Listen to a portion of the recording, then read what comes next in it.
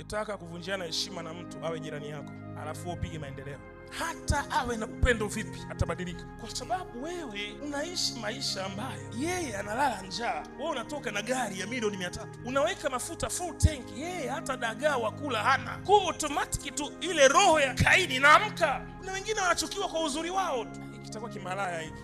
Amefanya lini umalaya? Dada watu kapita tu. Wewe mjui huyo?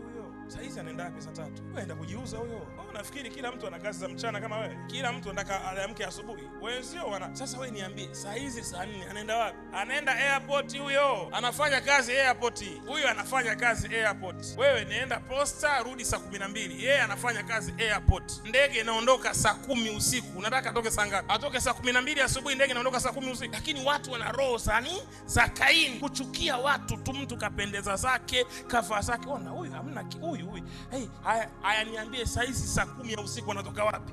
Huyu katoka kidimbwi saa 10 usiku. Ona, kume mwenzio ndo kashuka kwenye ndege anarudi nyumbani. Roho ya Kaini inavyotesa watu. Nataka nikwambie ukweli, maneno haya IPM nayaongea leo nikiwa hai.